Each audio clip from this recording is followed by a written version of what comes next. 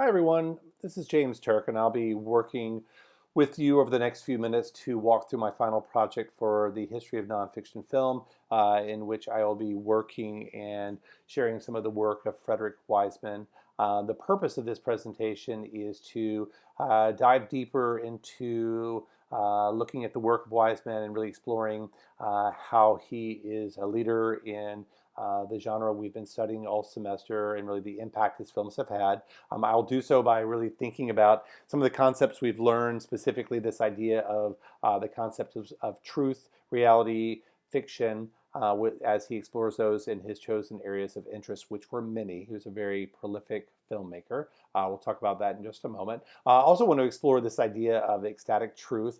We'll talk about Herzog's definition of this, and I'll demonstrate how I feel that Wiseman's approach is very similar to really what Herzog was going after in his definition of this ecstatic truth. I'll do all of this as I kind of really reflect upon and discuss the three films that I viewed for this project, which were High School, Welfare, and Central Park. I think they're all great examples of really the progression of Wiseman's style, as well as how he stayed true to really his principles of really wanting to explore human nature in a variety of contexts. So we'll establish that, and we will give you a sense for what I think are three of his better works. So, having said that, let me provide just a little bit of history of Wiseman. So, as I mentioned, prolific filmmaker. Over the last 50 years, he has made some 40 films. The one that we're most familiar with as a group is Titicut Follies, which is award-winning, is one of the probably most studied non-fiction films or documentary films in film schools today, for good reason. It's a great example of what we would call direct cinema. I'll talk more about that in a moment. As it relates to Wiseman, so that was really his first big documentary film, and in that he kind of came to a realization, because he was using the insane asylum as an actual character in the story. It helped him realize that that's something that he could really explore as he kind of moved forward. And he also, it was an opportunity for him to really gain clarity around what was most interesting to him. And it's really this idea of doing a natural history of the way we live. And he thought, what better way to do that than to kind of film people in certain context as they're living their lives. So that quote is from Mary Hawthorne's article in the New Yorker from January 16th.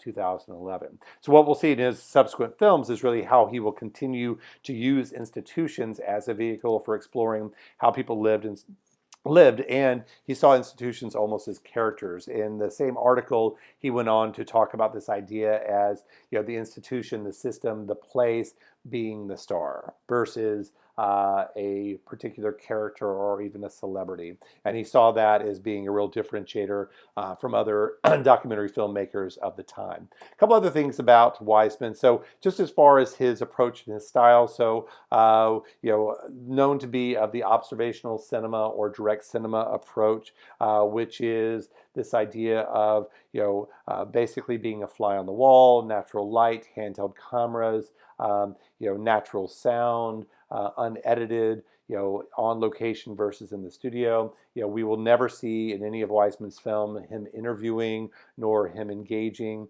And his goal is to literally be kind of out of sight so that people would kind of forget that he was there. Although in some of his films you will catch people kind of making eye contact with him, which I always think are probably some of the more interesting moments in his films.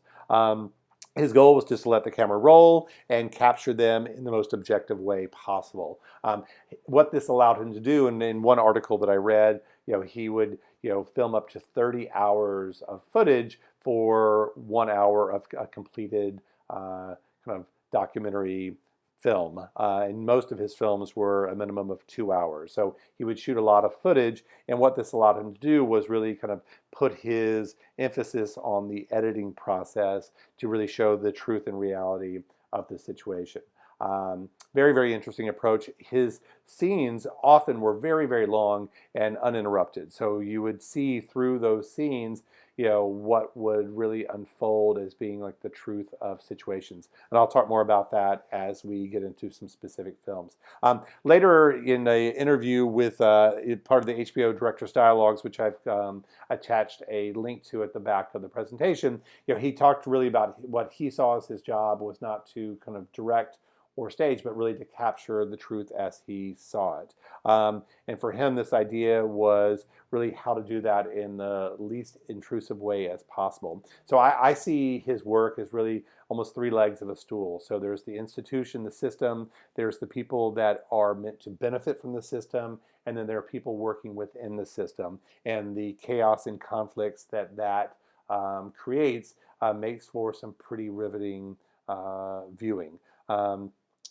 And those were certainly evident in the films that I viewed. I do want to mention just a little bit about this idea of the ecstatic truth. So in our readings earlier in the semester, we talked about really what Herzog meant by this idea of the ecstatic truth. And for me, what I took away was this idea of truth being kind of what is obvious and what is not so obvious. And Herzog made a case for the balance of those two ideas. I've attached a video at the back of the presentation which shows Herzog talking about this idea of balance and how difficult it is, but also how interesting it is to kind of get to the bottom of that truth that lies under what is evident. So I think it's very interesting as it relates to kind of the looking for truth in documentary filmmaking, that this ecstatic truth is one of the more interesting elements. I think that's something that Wiseman did really well through his approach.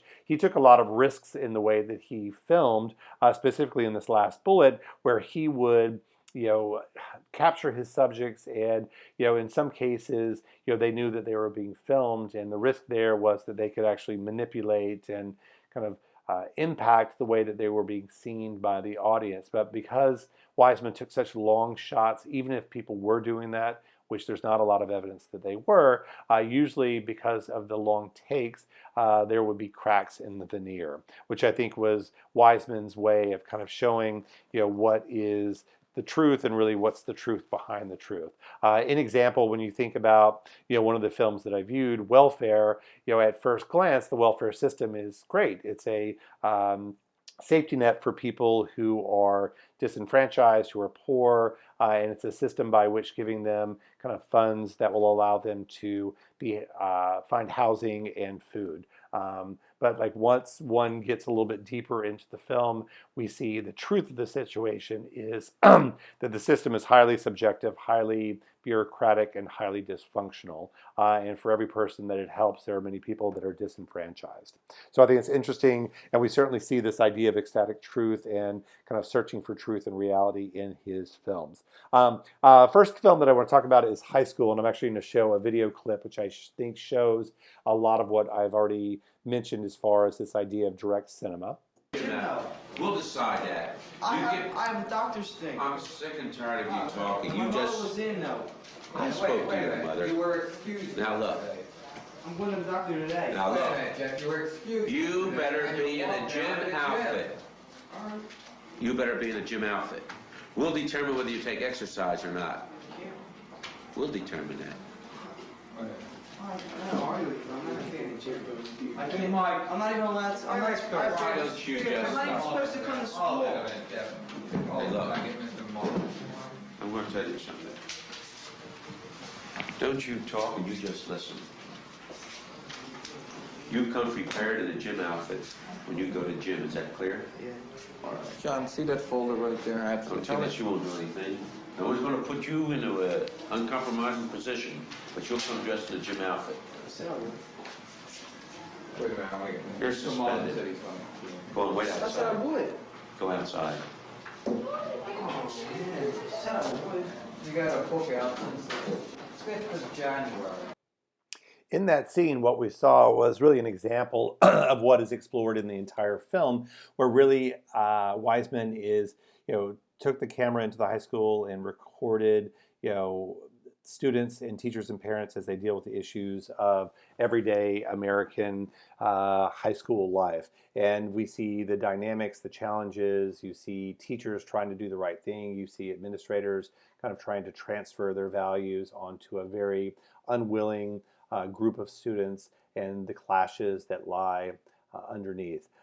In his camera work and his use of sound, what Wiseman is able to do is really kind of explore this idea of like the reality and the truth of what the American experience was in high school. So there are, the scene that we just looked was, the chief disciplinarian talking to the student about the fact that he did not, have an excuse for not wearing his gym clothes. And they were going back and forth and negotiating what it was.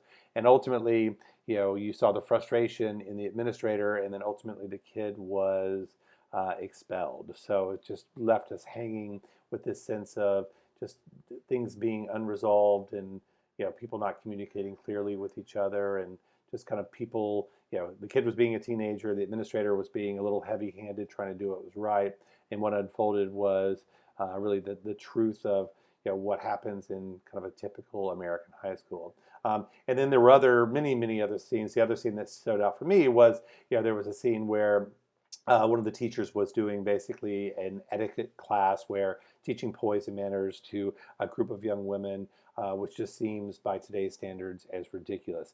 There was a little bit of controversy with this film. I don't know if it was controversy, but something that stood out for me was the fact that there wasn't a lot of student-to-student conversations. It was like students talking to parents, students talking to teachers, teachers talking to teachers, but there wasn't a lot of student-on-student conversations. And also this, as it was released, was, just seen very differently by different audiences. So the school system actually saw it positively because they thought it demonstrated how disciplined their teachers and administrators were. Others looked at it as being an example of the complete failure of the education system, at least within this Philadelphia school district. But as it relates to his approach, I think it's continuation of his exploration of truth and reality in a very objective way by just letting the camera roll, and enhanced for dramatic purposes by the way that he was able to edit it. Similar to what we saw on Welfare, and I think of all the films that I watched, this was probably my favorite. I thought High School was really interesting, but I thought Welfare was extremely powerful in how he approached the subject of really poverty within the system of welfare in New York City. And we saw the similar approach where we had the system, we had the social workers and people that worked in security positions, as well as what I'll call the clients. And using this fly-on-wall approach, we just saw a wide range of how people were behaving within this construct. So you had people who were mentally ill, you had people who were in true need, we had people that were being caught in lies as they were trying to explain why they had or had not done anything. As we see this, there's one that kind of stood out for me as being particularly interesting, and it was different than what we saw in high school, and it was a scene where two women discuss how they were strategizing on how they could get their kids back that had been put in foster homes, not because they missed their kids so much, but more really as a vehicle so they could get more money and beat the system. And I think the ecstatic truth here was the system is meant to help people, but for many who didn't understand how to work the system, or for social workers who were disenfranchised, that truth was probably more ecstatic than the truth of the system trying to help people. His use of sound editing I thought was profoundly interesting here. In the first scene, it starts off with people going through a very systematic check-in where you hear the Polaroid being snapped, and you hear them kind of saying the same thing to all these people in a very kind of objective way. You see people being kind of stripped of their dignity as they're kind of stepping into the welfare system. The last film that I looked at was Central Park, which was a more contemporary work, and this was released in 1990. And this was a much, I'll call it a lighter touch and a more kind of soft work compared to Follies, High School, and Welfare, in that the system was the park. In Central Park, this beautiful 8.3 square mile oasis in the middle of Manhattan. We saw the system, the institution of the park itself. We saw the people who worked within it via the Parks Department, and we saw the people who actually kind of used the park for recreation, for cover as a pathway, and all that they had interacted. Such a wide variety of people living their lives. People, gay men laying out in the meadows, to actors being trained on monologues, to people getting married. Probably the most interesting to me was the Mississippi in the Park sequence, where there was all this footage of people from another state coming in to celebrate within the park, and just living their lives and continuing to live their lives. It was very interesting how he continued to use the kind of raw footage of people, interacting with each other. There was no engaging of him, no narration, and the result of that was really some pretty compelling footage of people just living their lives in the construct of the beautiful Central Park. So very consistent as he sought to seek the truth and the reality of the system. Also, it was interesting just how he focused in on the Parks Department and what they had to do to actually keep the park as functional as they could. There was a great scene where one of the Parks Department agents was on the phone trying to negotiate a different type of light, because the lights that were on the pathways were so bright that it impacted people's ability to actually see what was around them. So lots of great examples of him seeking the truth through Central Park. I want to wrap up by just talking a little bit about the problems and issues and ethics that Wiseman encountered through his works. So, he was able to kind of balance this idea of artistic and social, as he kind of dealt head on with a lot of the ills of society and how people react to them. In one book, there was this idea of how he kind of is able to kind of speak to the politics of institutions, and about how legal, social, and educational and scientific public matters. And by focusing our attention as audiences on these problems, he often escapes the ethical dilemma, primarily by the way he approaches it. So by approaching it in an objective way and really focusing primarily on his editing for kind of highlighting the story, he really leaves it to us, the audience, to kind of make our judgments, which is very different than, say, a Michael Moore and how he approached it.